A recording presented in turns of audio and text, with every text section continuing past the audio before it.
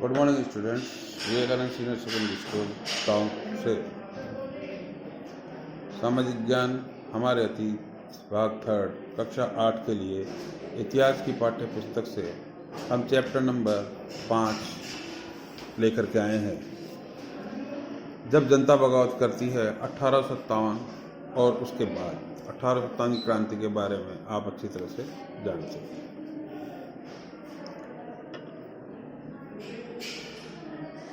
पिछले अध्याय में आपने ईस्ट इंडिया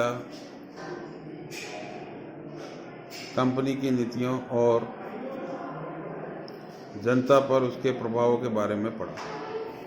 इन नीतियों से राजाओं, रानियों, किसानों, जमींदारों, आदिवासियों, सिपाहियों सब पर तरह तरह के असर पड़े।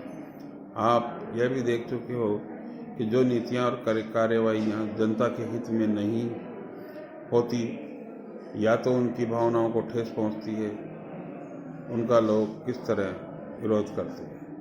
नवाबों की छिनती सत्ता। 18वीं सदी के मध्य से राजाओं और नवाबों की ताकत छिनने लगी। उनकी सत्ता और सम्मान दोनों खत्म होते जा रहे थे। बहुत सारे दरबारों में रेजिडेंट तैनात कर दिए गए थे। स्थानीय शासकों की स्वतंत्रता घटती जा रही थी। उनकी सेनाओं को भंग कर दिया गया था। उनके राजस्व वसूली के अधिकार व इलाके एक एक करके छीने जा रहे थे। बहुत सारे स्थानीय शासकों ने अपने हितों की रक्षा के लिए कंपनी के साथ बातचीत भी की। उदाहरण के लिए झांसी की रानी लक्ष्मीबाई चाहती थी कंपनी उनके पति की मृत्यु के बाद उनके गोद लिए हुए बेटे को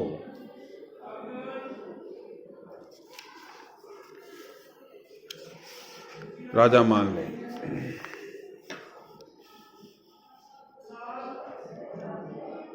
पेशवा बाजीराव के दत्तक पुत्र नाना साहब ने भी कंपनी से आग्रह किया कि उनके पिता को जो पेंशन मिलती थी वो मृत्यु के बाद उन्हें मिलने लगी। अपनी श्रेष्ठता और सैनिक ताकत के नशे में चूर कंपनी ने इन निवेदनों को ठुकरा दिया। अवध की रियासत अंग्रेजों के कब्जे में जाने वाली आखिरी रियासतों में से थी। 1801 में अवध पर एक सहायक संधि थोपी गई और 1856 में अंग्रेजों ने उसे अपने कब्जे से में ले लिया। गवर्नर जनरल डलहौजी ने ऐलान कर दिया कि रियासत का शासन ठीक से नहीं चलाया जा रहा था, इसलिए शासन को दुरुस्त करने के लिए ब्रिटिश प्रभुत्व जरूरी है।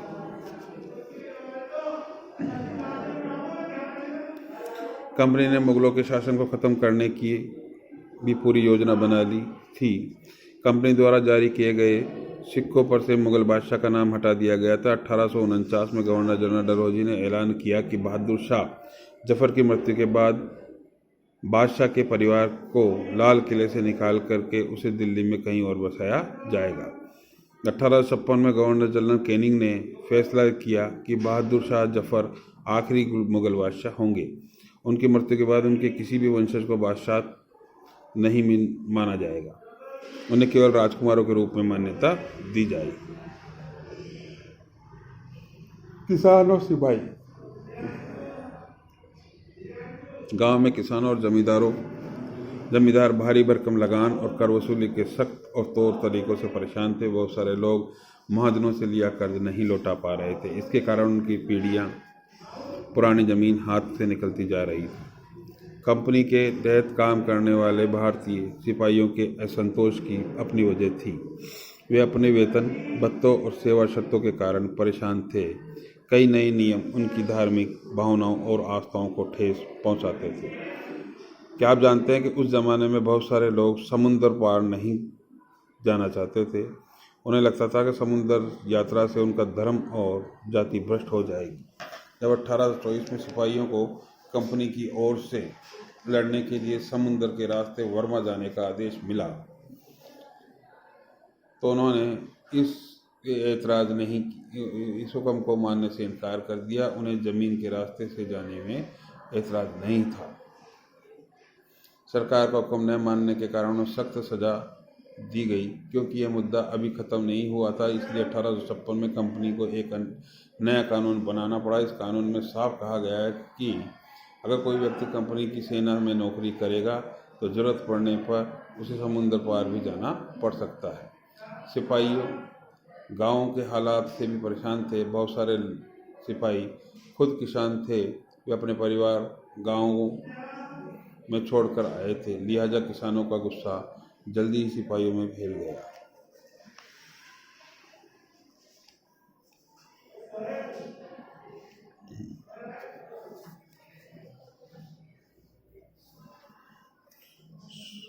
अंग्रेज़ों को लगता था कि भारतीय समाज को सुधारना जरूरी है। सती प्रथा को रोकने और विधवा विवाह को बढ़ावा देने के लिए कानून बनाए गए। अंग्रेजी भाषा की शिक्षा को जमकर के प्रोत्साहन दिया गया। 1830 के बाद कंपनी ने ईसाई मिशनरियों को खुल करके काम करने और यहाँ तक कि ज़मीन में संपत्ति जुटाने की छूट दे दी। 1850 में एक नया कानून बनाया गया जिसमें ईसाई धर्म को अपनाना और आसान हो गया। इस कानून में प्रावधान किया गया कि अगर कोई भारतीय व्यक्ति ईसाई धर्म अपनाता है तो भी पुरखों की संपत्ति पर उसका अधिकार पहले जैसा ही रहेगा। बहुत सारे भारतीयों को यकीन हो गया था कि अंग्रेज उनका धर्म, उनके सामाजिक रीति रिवाज और परंपरागत जीवन शैली को नष्ट कर रहे हैं। दूसरी तरफ से ऐसे भारतीय भी थे जो मौजूदा सामाजिक व्यवस्था में बदलाव चाहते थे। इन सुधारकों को और उनके सुधार आंदोलनों के बारे में आपने अध्याय 7 में पढ़ा। जनता की नज़र से उस ज़माने में लोग अंग्रेज शासन के बारे में क्या सोच रहे थे, इसका जायजा लेने के लिए 101 और 2 पढ़े।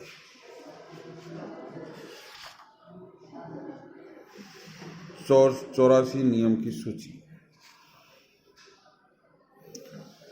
यह महाराष्ट्र में एक गांव में रहने वाला एक ब्राह्मण विष्णुकुट गोडसे द्वारा लिखित पुस्तक माझा प्रवास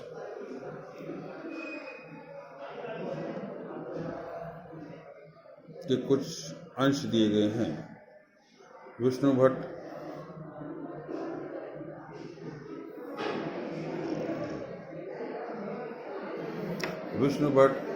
और उनके चाचा मथुरा में आयोजित किए जा रहे एक यज्ञ में भाग लेने के लिए निकले थे। विष्णु भट्ट लिखते हैं कि रास्ते में उनकी मुलाकात कुछ सिपाहियों से हुई जिन्होंने उन्हें सलाह दी कि वे वापस लौट जाएं, क्योंकि 3 दिन के भीतर चारों तरफ कोहराम मच जाएगा। सिपाहियों ने जो कहा वह इस प्रकार था। अंग्रेज सरकार हिंदुओं और मुसलमानों के धर्म को नष्ट करने पर आमदा है। उन्होंने 84 नियमों की एक सूची बनाई है और कोलकाता के सारे राजाओं और राजकुमारों की मौजूदगी में उनका ऐलान कर दिया है।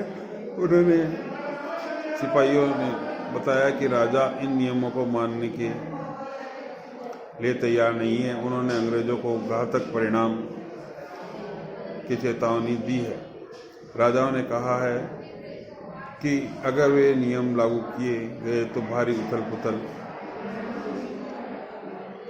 मच जाएगी कि राजा भारी गुस्से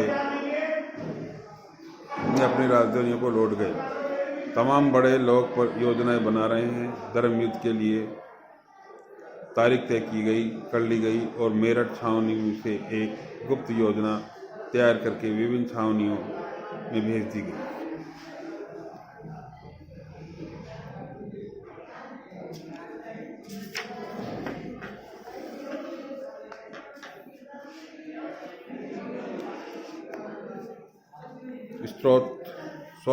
स्रोत 2।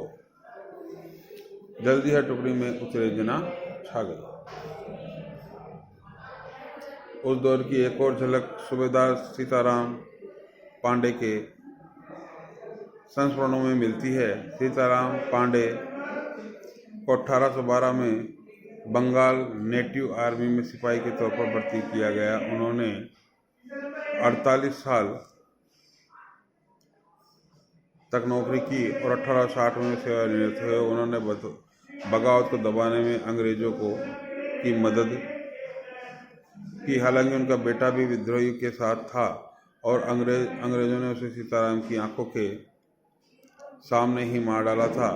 अपने सेवानिवृत्ति के बाद उनके कमान अफसर नागरेगेट ने उन्हें अपना संस्मरण लिखने के लिए प्रेरित किया। सीताराम ने 1861 में अवधी भाषा में अपने संस्मरण में सूबेदार तक के नाम से प्रकाशित करवाया, अनुवाद किया और काम। सीताराम पांडे के संस्मरण का एक अंश इस प्रकार से है। मेरा मानना है, अवध पर हुए कब्जे से सिपाहियों के भीतर गहरा अविश्वास भर गया था और वे सरकार के खिलाफ साजिश रचने लगे थे। अवध के नवाब और दिल्ली बादशाह के नुमाइंदों को सेना की नब्ज जानने के लिए पूरे भारत में भेज दिया गया। उन्होंने सिपाहियों की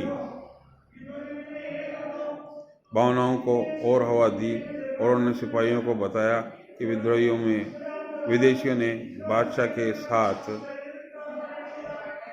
कितना बड़ा धोखा किया है। उन्होंने 1000 झूठ गढ़ डाले और सिपाहियों को अपने मालिकों अंग्रेजों के खिलाफ बगावत करने के लिए उकसाया ताकि दिल्ली में बादशाह को दोबारा गद्दी पर बैठाया जा सके। उनकी दलील थी कि अगर सिपाही मिलकर काम करें और उन्हें उन सुझावों पर अमल करें तो सेना ऐसा कर सकती है।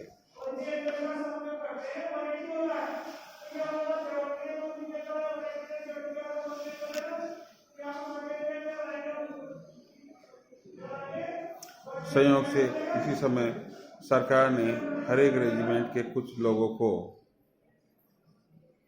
नई राइफल के इस्तेमाल का तरीका बताने के लिए अलग अलग छावनियों में भेजा। इन लोगों ने कुछ समय तक सिपाहियों को प्रशिक्षण दिया। इसी दौरान न जाने कहां से यह खबर फैल गई कि इन राइफलों में इस्तेमाल होने वाले कारतूस पर गाय और सूअर की चर्बी का लेप चढ़ाया गया है। हमारी रेजिमेंट के लोग दूसरे लोगों को लिख करके खबर भेजने लगे और जल्दी ही हर एक रेजिमेंट में उत्तेजना का माहौल बन गया। कुछ लोगों ने कहा कि उनकी 40 साल की नौकरी में सरकार ने उनके मजहब को चोट पहुंचाने के लिए कभी कुछ नहीं किया था। लेकिन जैसा कि मैंने पहले ही जिक्र किया था कि अवध पर कब्जे के कारण सिपाही पहले ही गुस्से में थे। साथ ही लोगों ने फौरन यह कहानी गढ़ दी कि अंग्रेज तो सबको ईसाई बनाना चाहते हैं, इसलिए उन्होंने ऐसे कारतूस तैयार किए हैं ताकि उन्हें इस्तेमाल करने से मुसलमानों और हिंदुओं को दोनों ही भ्रष्ट हो जाए। कर्नल साहब का मानना था कि वह बेचैनी जो उन्हें भी साफ दिखाई दे रही है इस बार भी अपने आप खत्म हो जाएगी। उन्होंने मुझे घर पर चले जाने के लिए कहा।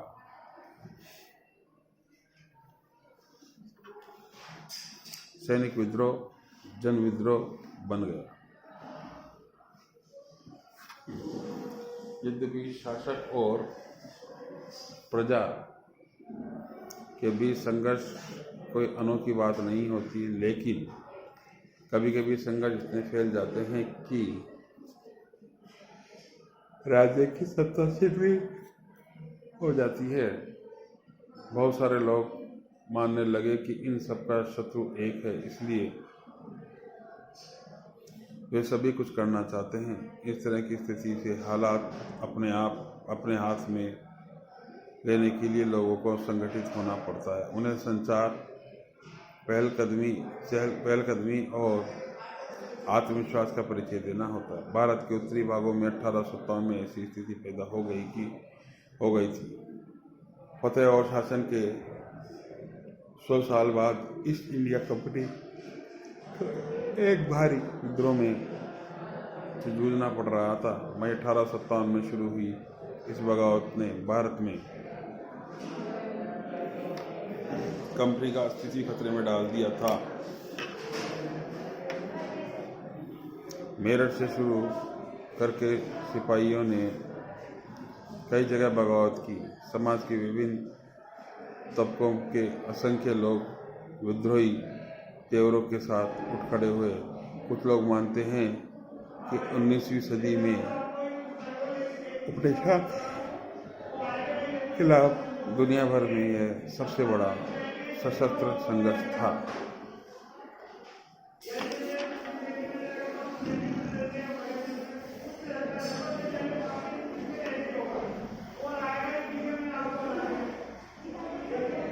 मंगल पांडे की स्मृति में जारी डाक टिकट देखिए।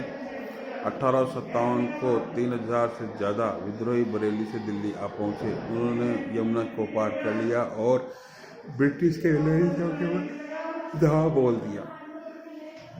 देखिए बच्चों, आज हम इसको यहीं रखेंगे, कल हम इसके आगे का पढ़ेंगे। तब तक के लिए कल हम इसके आगे मेरठ से दिल्ली तक का पढ़ेंगे, है ना। और आज यहीं रख रहे हैं अपन इसको। आपको जो इसके आज के प्रश्न करके लाने हैं वो इस प्रकार से हैं।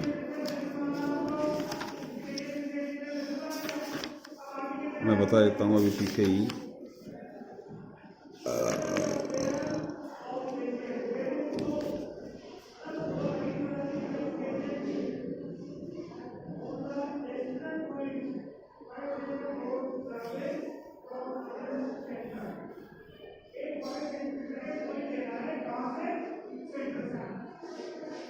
पहले 4 प्रश्न करने हैं आपको। पहला प्रश्न, झांसी की रानी लक्ष्मीबाई को अंग्रेजों से ऐसी क्या मांग थी जिसे अंग्रेजों ने ठुकरा दिया। दूसरा प्रश्न, ईसाई धर्म अपनाने वालों के हितों की रक्षा के लिए अंग्रेजों ने क्या किया। सिपाहियों को नए कारतूसों पर क्यों एतराज था। और अंतिम मुगल बादशाह ने अपने आखिरी साल किस तरह बिताए। ये आपको करके लाने हैं। 4 प्रश्नों का जवाब आपको देना है। कल फिर हम मिलेंगे। तब तक के लिए बच्चों बाय, गुड बाय। और इसके साथ मैं आपको ये कह दूं कि आपको जो प्रोजेक्ट शीट दे रखी है वो प्रोजेक्ट शीट आप जल्द से जल्द भरें और शीघ्रता जमा कराएं। यदि आपने अभी तक भी नहीं खरीदी है तुरंत खरीद लें और जल्दी से जल्दी इसको जमा कराने की कोशिश करें ताकि वो चेक हो सके और चेक होने के बाद में आपको याद करने के लिए दिया जा सके। कल हम इसके आगे का पढ़ेंगे। तब तक के लिए बाय, गुड बाय बच्चों। और ये हमारा चैप्टर नंबर 5 था, जब जनता बगावत करती है। इस बगावत के आगे पढ़ेंगे मेरठ से दिल्ली तक की। तब तक के लिए बाय, गुड बाय।